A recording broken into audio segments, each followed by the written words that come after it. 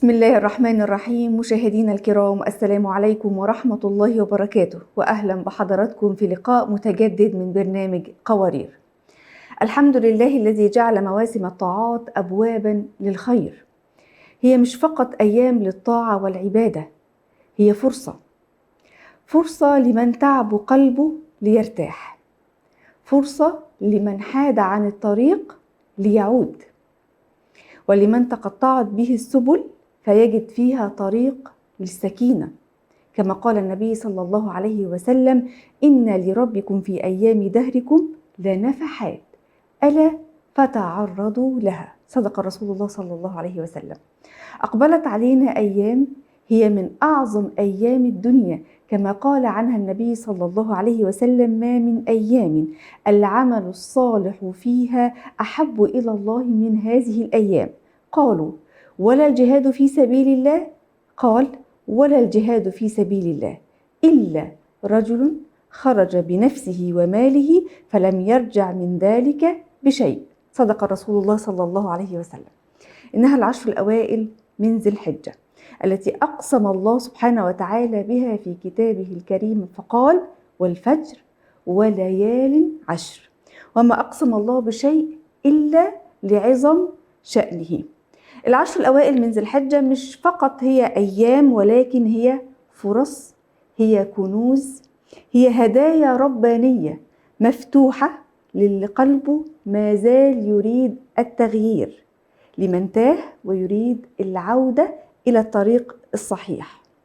في حلقتنا اليوم بإذن الله تعالى هنغوص معا في كنوز هذه الهدايا وهذه الأيام المباركات، نتأمل فيها فضلها العظيم، ونكتشف كيف تكون هذه الأيام المباركة طريقا لتزكية النفس وإصلاح القلوب، مع ضيفتنا المشرفانا الضيفة الفاضلة الأستاذة عابدة المؤيدة العظم، الكاتبة وأستاذة في قسم الشريعة والتربية الإسلامية والفقه في معاهد جدة. السلام عليكم وأهلا ومرحبا يا أستاذة عابدة. أهلا ومرحبا بك، أهلا وسهلا، شكرا على أهلا وسهلا. استضافتك. شكرا لحضرتك على وجودك معنا النهاردة وعلى استجابة الدعوة، وكل عام وأنتم بخير. خلينا نبدأ مع وأنتم حضرتك بإذن بخير. الله تعالى. حلقتنا اليوم العشر المباركات هي كنوز من ذي الحجة. وبداية، لماذا خص الله سبحانه وتعالى الأيام العشر من ذي الحجة عن سائر أيام السنة؟ وما هو الأساس الشرعي لهذا التمييز ولهذا الفضل؟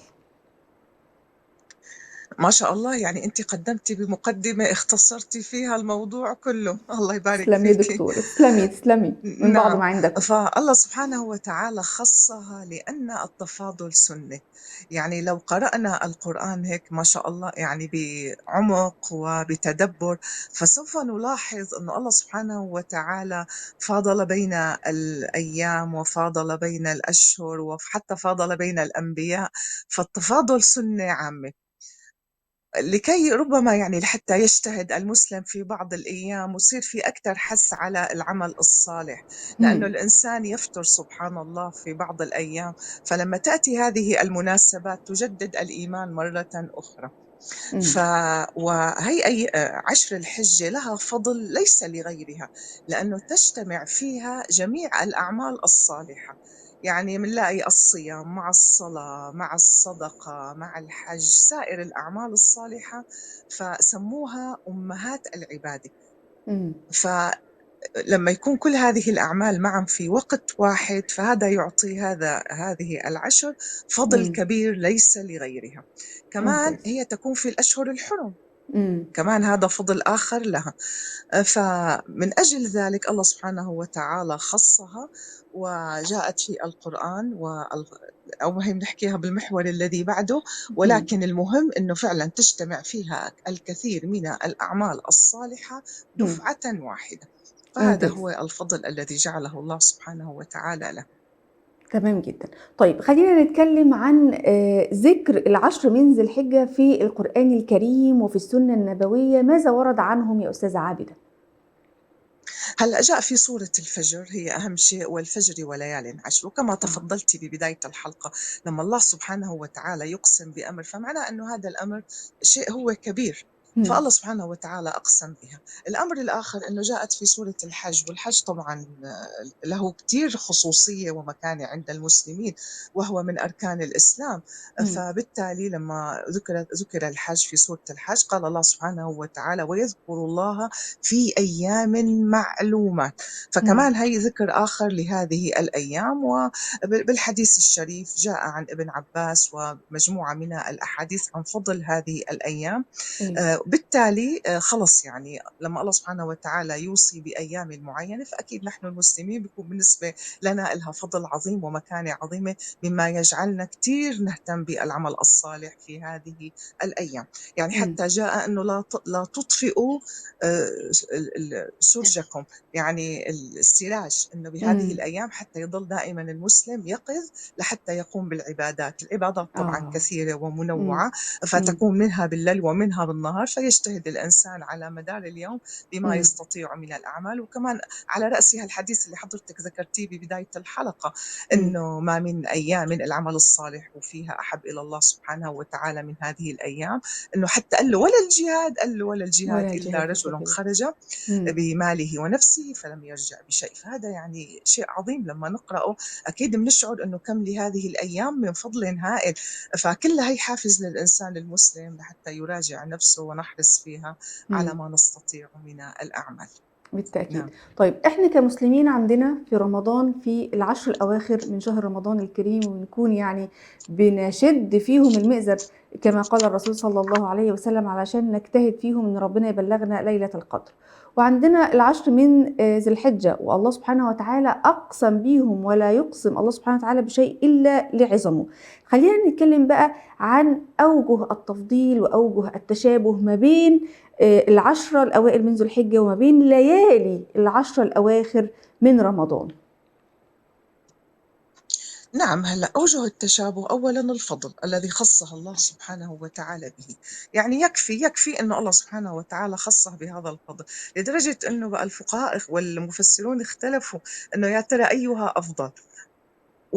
وفي أقوال كثيرة، لكن أنا أعجبني قول من ساوى بينها، مم. فقال إنه إذا كانت عشر رمضان فيها ليلة القدر التي هي أفضل من يعني لها فضل عظيم جدا، فأيضا عشر الحجة فيها يوم عرفة وهو مم. أفضل يوم طلعت عليه الشمس. فصار في مثل مساواة بين مم. عشر رمضان وبين عشر الحجة. مم. فكلاهما فضله عظيم جدا جدا جدا. ولذلك نحن خلينا نجتهد في اليومين، نمشي مع من قال أنه هذه أفضل الأيام، ونمشي أيضا مع من قال أنه عشر رمضان هو الأفضل، ونمشي أيضا مع من قال أنه فضل الحجة هو الأفضل. لأنه فعلا لو أخذنا ليلة القدر وحدة بنلاقي ذكر في فضلها أمور كثيرة جدا، مم. وذكرت لها عبادات. نأتي إلى يوم عرفة أيضا نجد له فضل عظيم جدا، والله مم. سبحانه وتعالى كمان خصه بأمور. فهي فرصة لنا نحن المسلمين. بالحقيقة نحن نعاني كثيرا من الخواء الروحي، نعاني أنه نحب أن نتقرب إلى الله سبحانه وتعالى، فلما الله يعطينا أيام معينة ويحدد لنا فيسهل علينا أنه نجتهد فيها بالعبادة. فإذا مم. كلاهما مهم. وإن كان من المفسرين أيضا من قال أنه ربما تكون ليالي مثلا رمضان أفضل وأيام عشر الحجة أفضل.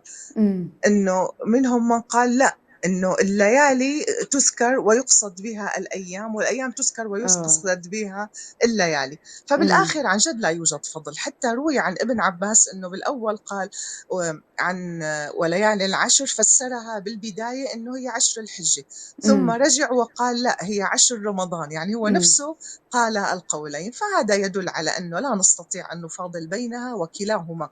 لها الفضل العظيم، وعلينا أن نجتهد في الاثنتين بالظبط. بقدر الإمكان. بالظبط بالظبط يا استاذة عبيدة، فعلا احنا المفروض نجتهد في هذه الايام وهذه الايام وكل ايام العام. يعني مش ايام مش نكون في مواسم معينة بنجد ونجتهد نكون حريصين على العبادة والطاعة، ولكن طول العام نحرص على ذلك. طيب خلينا نتكلم في نقطة مهمة جدا بقى، هي أبرز العبادات والطاعات المشروعة في هذه الأيام العشر من الحجة، إيه المستحب فيها وإيه الحكمة كمان من تنوع هذه العبادات؟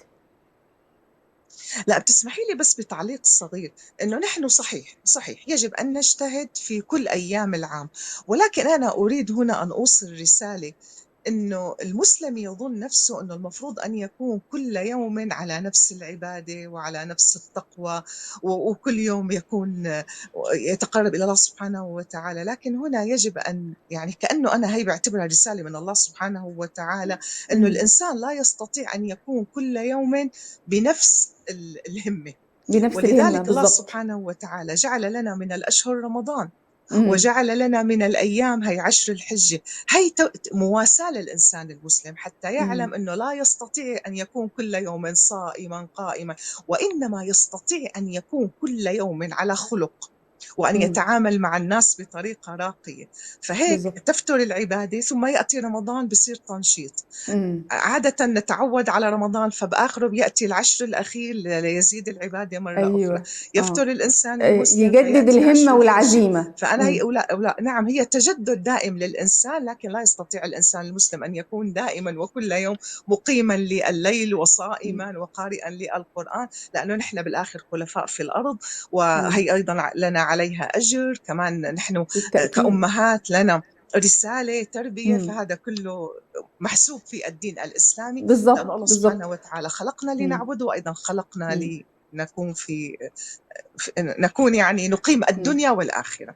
طبعا طبعا. وهو فعلا نعم. احنا ما بنكونش بنفس الايمانيات العاليه والهمه والعزيمه اللي بنكون فيها في رمضان عن باقي الشهور طبعا. اؤيد كلام حضرتك بشده. كمان الله سبحانه وتعالى بيرسل لينا مواسم الطاعات دي علشان فعلا احنا لو حد فينا تقاعس، حد فينا الايمان يزيد وينقص، فربنا كل فتره بيبعت لينا مواسم للطاعات والعبادات عشان ننهض بهمتنا وبإيمانياتنا مرة أخرى. نعود مرة أخرى لسؤالنا، وما هي أبرز العبادات والطاعات المستحبة في هذه الأيام العشر من ذي الحجة؟ وكمان ما هي الحكمة من تنوع العبادات اللي حضرتك هتكلمينا عنها؟ حضرتك بتقصدي لغير الحاج، لأنه الحاج معلوم ما هي العبادات التي بالتأكيد ينبغي أن يقوم بالتأكيد. بها. أي تمام. طبعا. نعم، فأكيد نحن لغير الحاج الصيام. مم. الصيام هو من أعظم القربات في هذا اليوم. ورد عن التهليل، وهو قول لا إله إلا الله، له أجره الكبير جدا، التحميد، التكبير، وأيضا جاءت صيغة للتكبير. وبالحقيقة الإيمانيات كثير تعلو بهذه العشر، لأنه منلاحظ أنه حتى على وسائل التواصل أحيانا على منابر المساجد نسمع هذا التكبير، فكتير بيعمل حافز ويرفع المعنويات، والحقيقة له رابط إيجابي جميل جدا. يعني مم. أنا بجد أنه هذه الأيام هي تأتينا بالروحانيات، لما منلاقي كل من حولنا يهلل ويكبر ويذكر هذه الأيام، ونجد فلانة صائمة وزوجي صائم وكذا، مم. فأنا بالشعور أنه هي أيام رائعة بالنسبة لنا، لأنه كما قلت ببداية الحلقة نحن أحيانا نعاني من الخواء الروحي بسبب آه. كثرة البلاء هذه الأيام، مم. مم. كثرة المسؤوليات، أنه الوقت ما عاد في بركة نهائيا. فأنا كثير أجد حافز هائل جدا جدا لنا جميعا، حتى تؤدي إلى السعادة. يعني أنا بلاقي هاي العبادات تؤدي إلى سعادة الإنسان والرضا عن الله أكيد. سبحانه وتعالى. مم. فأي عمل صالح أنا أستطيع القيام به أقوم به. أكيد قراءة القرآن أكيد لها فضل عظيم. هل أنا وصل لي كما وصل غيري أنه قسموا القرآن على هذه العشر أيام، أنه بتقرأي من كذا لكذا من كذا لكذا حتى نلحق الختمة. بس أنا ما أجد كتير إلها ضرورة، لأنه كون القرآن من الأصل 30 جزءا، فخلص يعني إذا أنا قرأت كل يوم حوالي 3 أجزاء، فإن شاء الله أنه أنهي ختمة القرآن في هذه العشر. لكن في أمور يمكن ما كتير الناس يرعون لها بالا، يهتمون فقط بالعبادات، وأكيد العبادات هي من أعظم الأعمال وأعظم القربات، لكن والله في أمور أخرى اللي هي الكلمة مم. الطيبة، آه. تفريج الكرب. اليوم مم. الناس كتير لديهم معاناة مم. نفسية، يعني اليوم مم. ما في بيت يخلو من بلاء، موت، طبعا. رزق، قدر الرزق، مم. أحيانا معاناة عادية، وعكة صحية.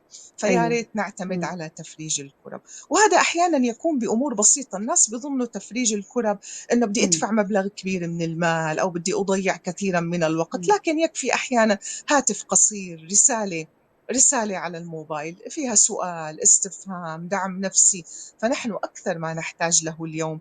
مسح على رأس يتيم، إمم، حاجات الأرملة، إمم، المسكين، فكل هذه الأمور والله العظيم لها أجر كبير جدا جدا أكيد، جدا. يعني إمم، حتى إجا بالحديث إنه الوحدة ما تستكثر لجارتها أنه تقدم لها هدية بسيطة، إمم، تدق بابها وتسأل عنها، فكل هذه الأمور ما ننساها أبدا، وعلى إمم، رأسها ذكر الله. حتى أنا أكيد، لفت نظري إمم، أنه لما نتكلم عن الحج أنه جاء بالأثر وبالقرآن أنه أيام منى أيام أكل وشرب، إمم، وجاء ذكر ولذكر الله أكبر بالآية القرآنية للحاج، ولذكر إمم، الله أكبر.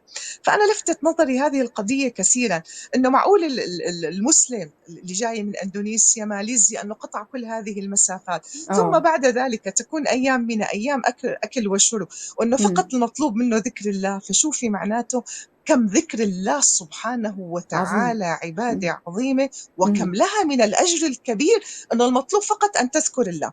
إمم، فنفس الشيء نحن اللي ما كتب لنا الله سبحانه وتعالى الحج هذه السنة، من إمم، أعظم الأعمال هو ذكر الله، ذكر وهو من الله، أهون الأمور. وهو علينا نحن ربات البيوت كتير سهل، آه، لأنه أكثر أعمالنا اللي هي طبخ مثلا، إمم، تنظيف، إمم، ترتيب، بتكون آه، لا تحتاج إلى الفكر. وأنا إمم، أعمل هذه الأعمال أستطيع أن أذكر الله سبحانه بالضبط، وتعالى، أن أستغفر الله سبحانه وتعالى، أن إمم، أراجع نفسي، إمم، أنه ممكن مثلا أستعين أنه أضع قرآن أو أي شيء. فهي الأعمال الحقيقة هي إمم، ذكر الله، هي التي عليها أكبر الأجر، وهي إمم. أسهل الأمور. نعم. تمام جدًا. طيب أستاذة عابدة لو إحنا عايزين نُعِد برنامج تعبُّدي متوازن خلال هذه الأيام علشان يعني الأيام دي ما تضيعش مننا، نبقى داخلينها وإحنا مرتّبين، عارفين هنقضّيها من بدايتها إلى نهايتها إزاي، ممكن تفيدينا في وضع جدول متوازن؟ نعم، هلأ أنا أحب الواقعية والمنطقية لحتى ما نصعّب على الناس. لو طلبنا منهم برنامج أو جدول صعب أو مُعقّد أو فيه الكثير من الأعمال الصالحة، فربما لا يستطيعون القيام به. إمم، فأنا أرى أفضل برنامج أن نبقى على نفس برنامجنا اليومي، لكن مع زيادة العبادات. يعني إمم، مثلًا حين أستيقظ لصلاة الفجر، لا أحرص أن أستيقظ أبكر بنصف ساعة أو إمم، 3/4 الساعة لأقيم الليل.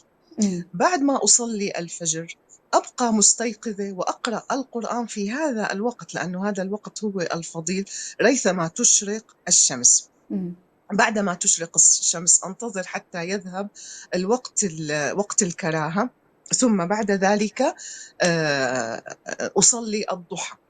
إمم، خلال النهار أحرص، وطبعًا أكون صائمة، أحرص حرصًا شديدًا جدًا إنه أذكر الله سبحانه وتعالى أثناء قضاء أي عمل، وأيضًا استحضار النية، آه، لأنه معلوم إنه المسلم أي عمل يقوم به حتى أعمالنا العادية اليومية إذا نوينا فيها إمم، إنه هي لله سبحانه وتعالى. مثلا أنا أعد الآن الطعام لأنه عائلتي صائمة، إن شاء الله لي أجر تفطير صائم، أيوه، سوف أحرص على مثلا إنه يكون فيها كل شو بيقولوا العناصر الغذائية، مثلا إمم، السلطة الكذا، كل هذا لو إمم، نويت فيه إنه لكي تتقوى أجسامنا. أيوه، مثلا أنوي اليوم إنه أن تمام، أصلح ما بيني وبين إنسانة أخرى، أتفكر بأخطائي. كل هذا الإنسان بيكون له عليه كتير أجر، إنه لما إمم، أنظف بيتي أقول إنه لأنه المسلم ينبغي عليه أن يعتني بالنظافة بالرتابة لأنه هو بالضبط. إنسان مميز.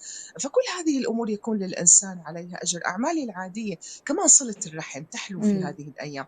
كمان إمم، لو أحرص على زيارة حدا من أقربائي، مثلا أتقرب من جارة لي، من أي أيوه، أحد يعني. فكل اهم، هذه الأعمال العادية اليومية مع النية يصبح لها أجر كبير جدا. تمام، بالتأكيد، وزيادة الأعمال الصالحة نفسها إمم، كمان بيكون لي عليها أجر. مثلا أنا عادة أصلي مثلا الظهر وبعده فقط ركعتين، طب إمم، هذه المرة أحرص على السنة القبلية، أيوه، أصلي 4 ركعات. نفس الشيء إمم، مع صلاة العصر، نفس الشيء مع بالتأكيد، صلاة المغرب. إمم، فكل هذا بس زيادة الأعمال الصالحة، إمم، ومع الصيام مع زيادة الذكر، إن شاء الله هيك بيكون الإنسان بمقدار سعته وطاقته إمم، بيحصل على أجر كبير. ولا ننسى إنه الأجر يتضاعف في هذه الأيام. إمم. فأي عمل أنا باعمله بالأيام العادية في تمام. هذه الأيام نفسه يكون إمم. ثوابه مضاعفًا، فما في أجمل من هيك، إنه نفس بالتأكيد. العمل إمم. يتضاعف عليه الأجر. ربنا يتقبل منا جميعًا. في النهاية باشكر حضرتك الأستاذة عابدة المؤيد العظم، الكاتبة والأستاذة في قسم الشريعة والتربية الإسلامية والفقه في معاهد جدة، على وجود حضرتك معانا.